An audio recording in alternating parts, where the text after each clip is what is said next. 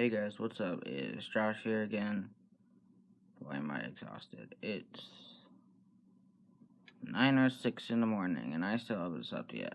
As soon as I finish this video, I'm going to go to sleep. I don't know if this video is going up the same day as the other one or not. I will see. Probably is.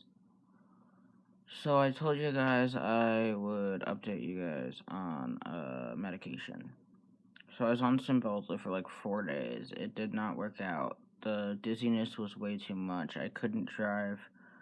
And there's one time I was leaning down and I got back up and um, the room was spinning and like the back of my head was tingling. When I was in 4th grade, I hit myself in the back of the head with shot put. For those who don't know what shot put is a huge cement ball. And I hit myself in the back of the head. That's what it felt like. Just that instant, just like that tingling, like something's wrong. And then I was like tripping up my stairs. It wasn't going well. So I called my doctor and we went off that. I didn't have to taper because I was only on it for 4 days, luckily. And so today I started viibrid. Viibrid is an SSRI. It's a brand new medication. Like there's not much information on it. Insurance companies are asking for pre-approval because they want to know basically why I needed to be on this brand new med.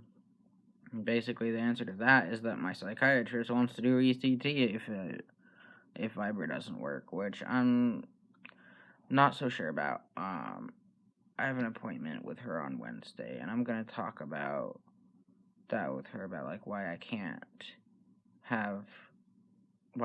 try other things, like why an end of the road treatment like ECT is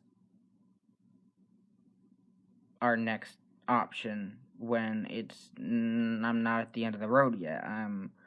I got quite a few more drugs that I can try, just because I'm a suicide risk. I'm not supposed to be on them or whatever, but any med could make me more of a suicide risk. I don't know, So I'm hoping that I can get ECT either taken off the table or pushed back as far as it can.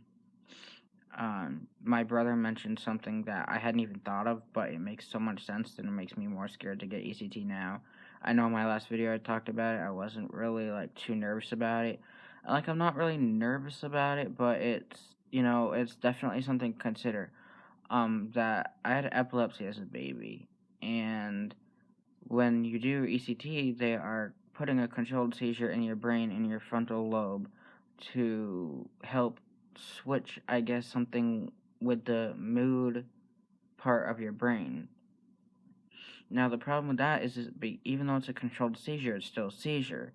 And for people who have epilepsy, it could be easier, even though I don't still have epilepsy, my brain could get into a seizure pattern after having a purposeful seizure.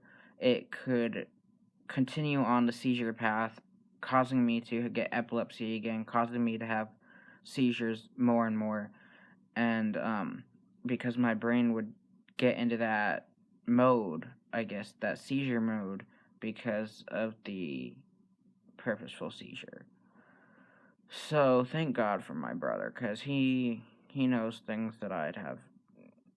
He considers things that I don't even consider, that I don't even think of. So that's definitely something I need to bring up before I consider keeping that as an option. And yeah, so I took my first viibrid. It was 10 milligrams, which I don't know. Because it's so new, I don't really know what the doses are.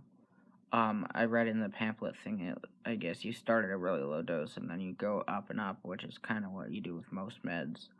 And here's hoping it works. I mean, it's an SSRI, so I don't really expect it to work because I've tried so many other ones. But I'm trying to have a little bit of hope that, maybe this one will work. And yeah. Other than that, I mean, I talked in my other video about what happened with the cops. Yeah, I'm just exhausted, if you can't tell. And need to go to sleep, like right now.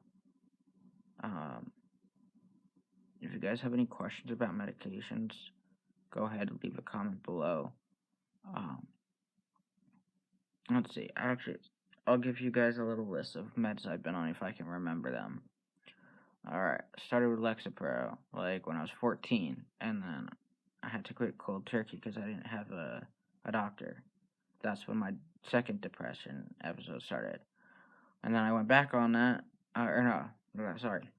I went off that in like December 2016, cold turkey.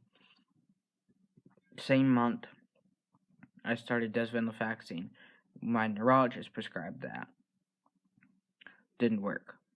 Got a regular PCP. Went back on Lexapro. Tried it for a few months. Didn't work anymore. Went to fluoxetine, Prozac.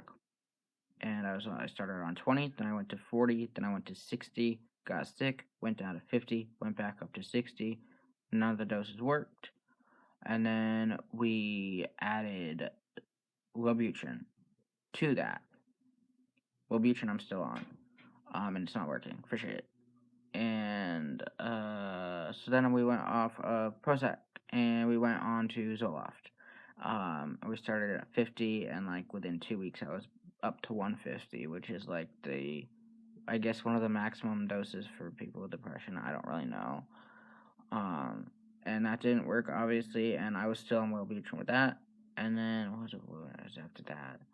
After that, I was on just Wellbutrin for a little bit. I had a lot of changes. I went from 75 to 100 to 300 to 150 in a few months. And then we added mirtazapine, which didn't work and just gave me nightmares. I was on that for a few months. And then we went off mirtazapine, and then that's when we started Cymbalta for 4 days, which didn't work. And now we are to the Wellbutrin and viibrid combination. So let's hope something works, for Christ's sake. I'm tired of being like a little guinea pig to medications and whatnot. But yeah. I really need to go to sleep now. I don't know why I'm procrastinating that. But I'll talk to you guys later. This video is way longer than I intended it for it to be. Alright, peace.